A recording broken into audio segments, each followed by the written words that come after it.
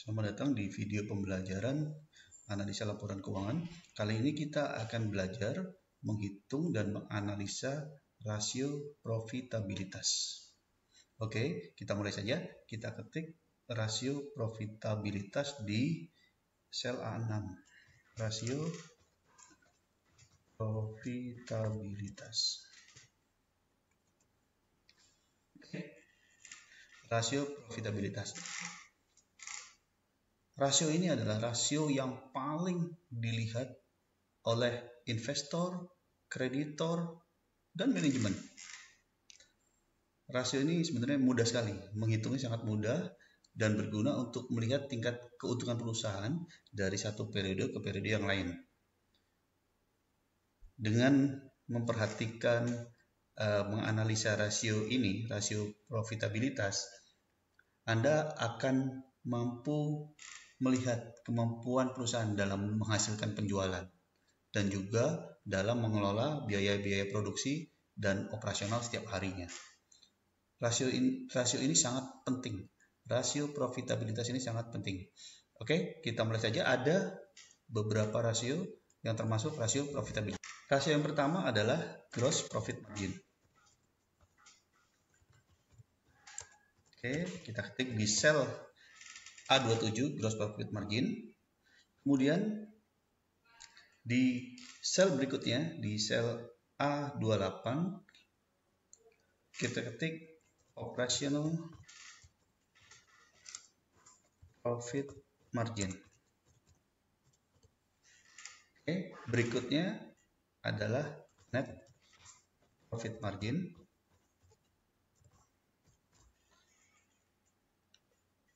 Di sel A30 kita ketik return on asset. Dan di sel A31 kita ketik return on equity. Oke, jadi ada 5 rasio yang kita lihat di sini. Langsung saja kita menghitung rasio yang pertama, yaitu gross profit margin. Oke, rasio ini mudah sekali rumusnya penghitungannya. Oke, kita ketik sama dengan di sel B27. Kemudian kita ke laporan laba rugi, kita ke laba kotor di sel B7 dibagi dengan penjualan di sel B5. Oke, jadi gross profit margin rumusnya adalah laba kotor dibagi dengan penjualan, atau bisa juga disebut penjualan dikurangin biaya pokok penjualan atau HPP dibagi dengan penjualan. Oke, kita lihat angkanya berapa. Di sini adalah 16%, 0,16 atau 16% di tahun 2018. Di tahun 2017 berapa? Kita tinggal copy rumus yang ada di sel B27 ke sel C27. Ketemu 17%. Kita lihat konsistensinya, kita copy rumus yang ada di sel D25 ke sel D27. Oke, kita paste. No. Oke, kita bisa lihat rumusnya adalah B27 dibagi C27 lebih besar atau sama dengan 1. Yes, no. Rumusnya adalah ini. Kita bisa juga nanti buat langsung dari logical, kita pilih if. Oke, tapi untuk mempermudah dan mempercepat, menghemat waktu Anda, kita copy saja rumus yang ada di atasnya. Oke, jadi di sini no, karena memang rasionya turun dari 0,17 menjadi 0,16. Kemudian kita tetapkan batas minimumnya. Oke, batas minimum dari rasio ini adalah 40%.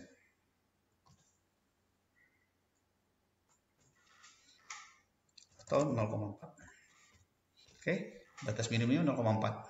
Ini kita akan lihat apakah rasio perusahaan ini memenuhi persyaratan minimum. Kalau kita lihat secara langsung di sini pasti tidak memenuhi. Cuman kita akan buktikan dengan menggunakan rumus if. Oke, kita ambil dari sini, kita copy dari sel G11, dari sel G11 kita copy ke sel G27. Oke, bad. Artinya memang tidak memenuhi di tahun 2018. Oke, di tahun 2017 kita lihat bagaimana, sama karena tidak memenuhi. Jadi 0,16 masih jauh di bawah persyaratan minimum, yaitu 40%. Begitu juga di tahun 2017, jauh di bawah persyaratan minimum 40%. Oke, sekarang kita akan menghitung operational profit margin. Langsung saja di sel B28 kita ketik sama dengan, kemudian kita ke laporan laba rugi, ke laba operasional di sel B11 kita bagi dengan penjualan. Oke, ketemu angkanya adalah 0,04 atau 4%. Oke, kita copy rumusnya untuk melihat berapa rasionya di tahun 2017 dengan mengcopy rumus yang ada di sel B28 ke sel C28. 6%. Oke, jadi jelas mengalami penurunan. Kita copy di sini rumus yang ada di sel D27 ke sel D28 untuk melihat konsistensinya no. Oke. Nah, sekarang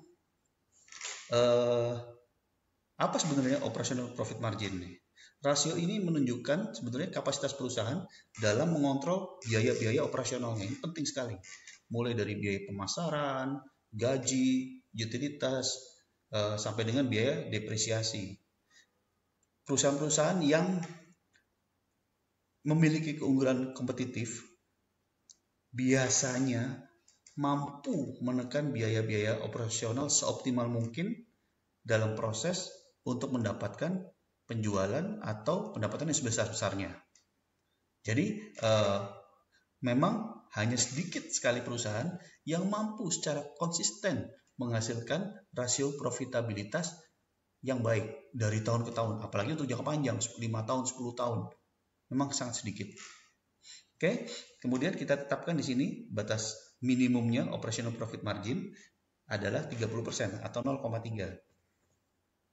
Oke, sini lihat, kita copy rumus yang ada di sel G27 untuk melihat apakah rasio perusahaan masuk dalam kategori wajar yang sebagaimana batasan minimum yang kita telah tetapkan.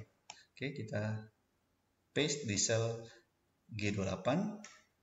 Oke, bad, ya memang 4% ini jauh di bawah 30% sebagaimana yang kita telah tetapkan.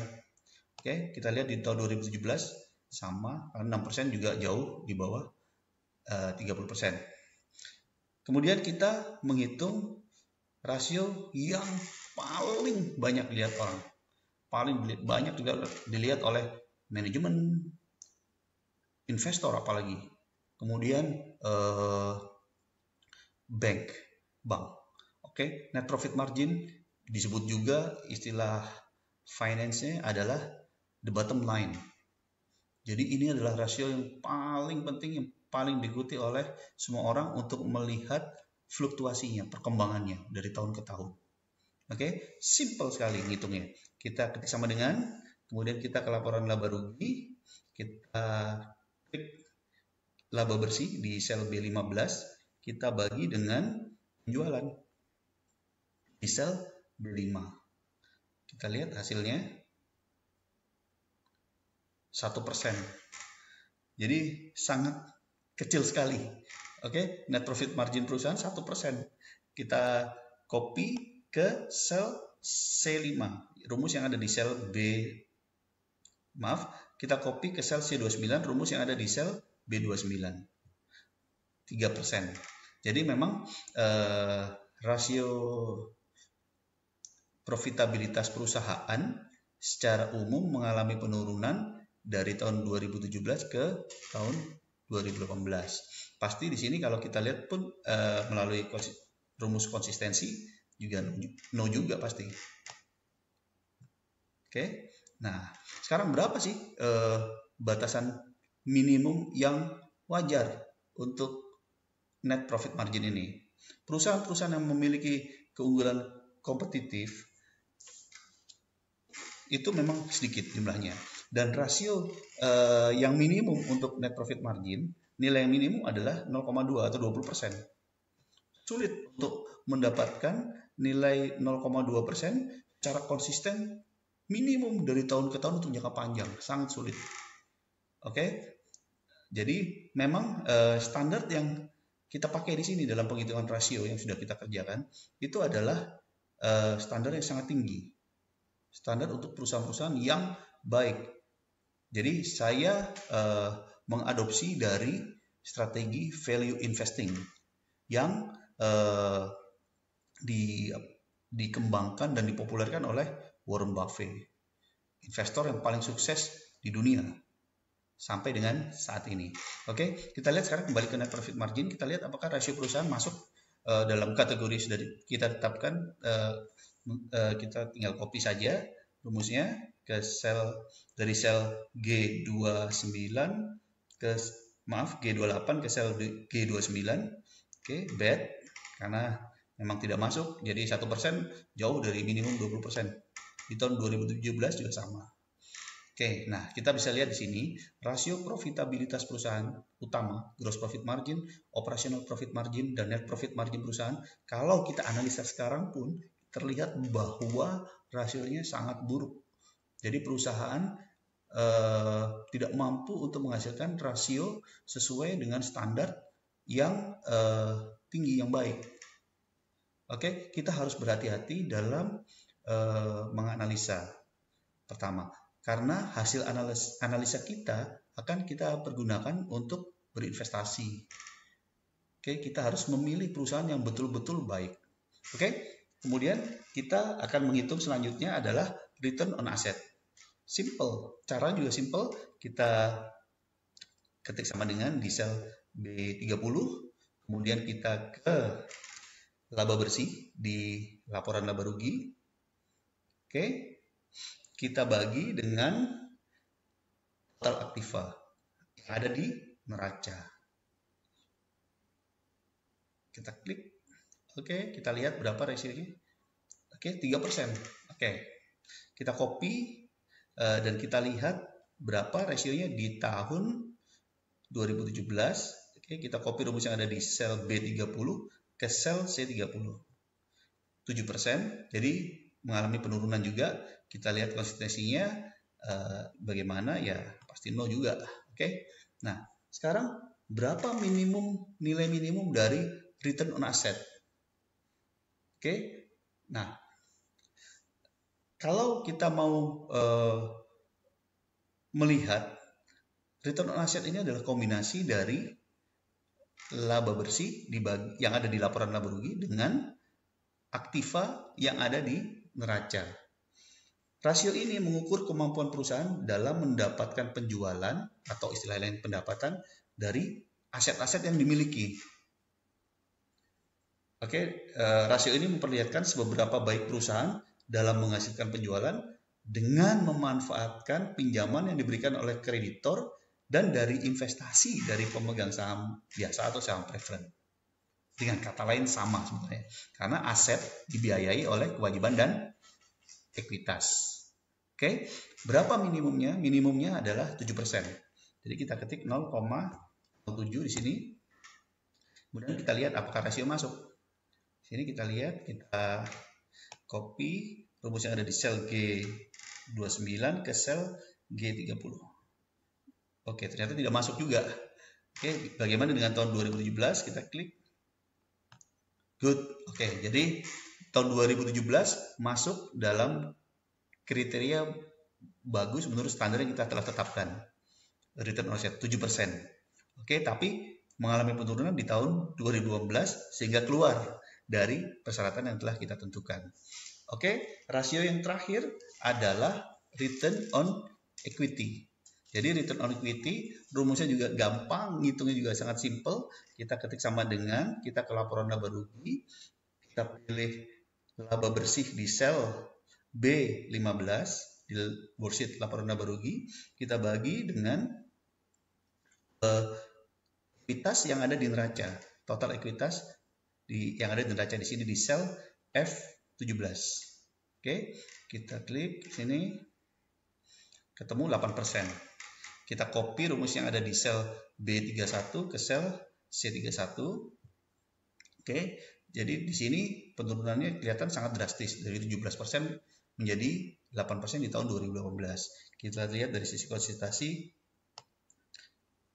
no juga pasti, iya kan? Nah sekarang berapa minimum batas minimum dari return on equity? Oke, batas minimumnya yang baik adalah 15%. Jadi kita tulis 0,15. Oke, kita lihat apakah perusahaan ini otomatis keluar. Ternyata di tahun 2017 good, tapi menurun. Artinya sesuai dengan standar minimum karena 17%. Di tahun 2017 itu lebih dari 15%. Oke, tapi di tahun 2018 mengalami penurunan, jadi tinggal 8%. Tentu saja jauh dari standar minimum yang 15%. Oke, overall kalau kita melakukan analisa dari rasio profitabilitas ini, kita bisa lihat bahwa kinerja perusahaan mengalami penurunan. Jadi berdasarkan rasio profitabilitas yang ada ini, kita bisa melihat bahwa Fast Smart Learning mengalami penurunan dari tahun 2017 ke tahun 2018. Kinerjanya termasuk dalam kategori buruk. Oke, sekarang kita sudah selesai menyusun, membuat, menghitung, dan menganalisa rasio-rasio yang ada. Oke, kita sudah menganalisa rasio likuiditas, rasio efisiensi, rasio hutang, rasio coverage, dan kemudian rasio profitabilitas.